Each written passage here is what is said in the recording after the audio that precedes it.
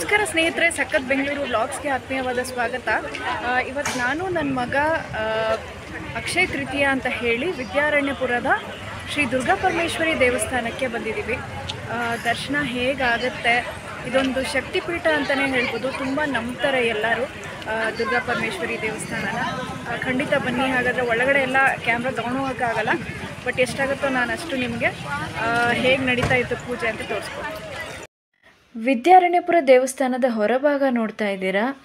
ತುಂಬಾ ಇಲ್ಲಿ ತರಕಾರಿ ಹಾಗೂ ನಿಮ್ಗೆ ಏನೇನು ದಿನಬಳಕೆ ವಸ್ತುಗಳು ಬೇಕೋ ಅದೆಲ್ಲ ಇದೇ ಒಂದು ದಾರಿಲಿ ಹೋಗ್ತಾ ನಿಮಗೆ ಸಿಗುತ್ತೆ.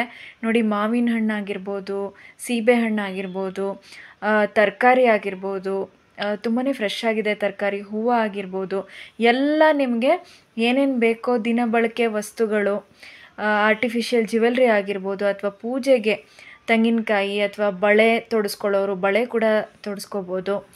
ತುಂಬಾ ಚೆನ್ನಾಗಿರುತ್ತೆ ಈ ದಾರಿ. ನೀವು ಹೋಗ್ತಾ ಇದ್ದರೆ ದೇವಸ್ಥಾನಕ್ಕೆ, ನೀವು ದೇವಸ್ಥಾನದ ಪೂಜೆ ಮುಗಿಸ್ಕೊಂಡು ಬಂದು ಏನೇನು ಬೇಕೋ ಮನೆಗೆ ಕೂಡ ತೊಗೊಂಡೋಗ್ಬೋದು. ಗೋಪುರ ನೋಡ್ತಾ ಇದ್ದೀರಾ ವಿದ್ಯಾರಣ್ಯಪುರ ದೇವಸ್ಥಾನದ್ದು. ದುರ್ಗಾ ಪರಮೇಶ್ವರಿ ದೇವರು ತುಂಬಾ ಪ್ರಖ್ಯಾತ ದೇವರು. ಇಲ್ಲಿ ನಿಮಗೇನೇ ಕಷ್ಟ ಇರಲಿ, ಇಲ್ಲಿ ವಿದ್ಯಾರಣ್ಯಪುರ ದುರ್ಗಾ ಪರಮೇಶ್ವರಿ ದೇವಸ್ಥಾನದಲ್ಲಿ ಶುಕ್ರವಾರ ಅಥವಾ ಮಂಗಳವಾರ ದರ್ಶನ ಮಾಡಿದ್ರೆ ತಮ್ಮ ಕಷ್ಟಗಳನ್ನೆಲ್ಲ ನಿವಾರಿಸೋ ಶಕ್ತಿ ಆ ತಾಯಿ ದುರ್ಗಾ ಪರಮೇಶ್ವರಿ ಇದೆ ಅಂತಲೇ ಹೇಳ್ಬೋದು.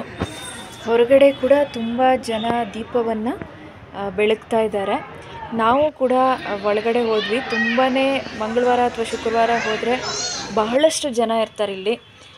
ನೋಡಿ, ಒಳಗಡೆ ಹೋಗ್ತಾ ಇದ್ದೀವಿ. ದರ್ಶನ ಕೂಡ ತುಂಬಾ ಚೆನ್ನಾಗಾಯಿತು ಅಂತಲೇ ಹೇಳ್ಬೋದು. ಆ ದೇವಿ ದರ್ಶನ ಆದಮೇಲೆ ಪ್ರಸಾದ ನಾವು ಹೇಗೆ ಮಿಸ್ ಮಾಡೋಕ್ಕಾಗತ್ತೆ.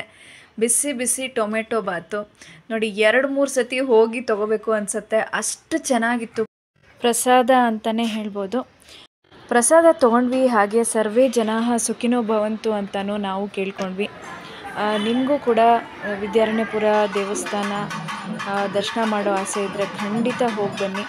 ನಿಮ್ಮ ಮನಸ್ಸಲ್ಲಿರೋ ಇಚ್ಛೆ ಎಲ್ಲ ಪೂರೈಕೆ ಆಗುತ್ತೆ ಅಂತಲೇ ಹೇಳ್ಬೋದು. ಹಾಗೆ ಸಖತ್ ಬೆಂಗಳೂರು ವ್ಲಾಗ್ಸ್ನ ಸಬ್ಸ್ಕ್ರೈಬ್ ಮಾಡಿ, ಲೈಕ್ ಮಾಡಿ, ಹಾಗೆ ಶೇರ್ ಮಾಡಿ.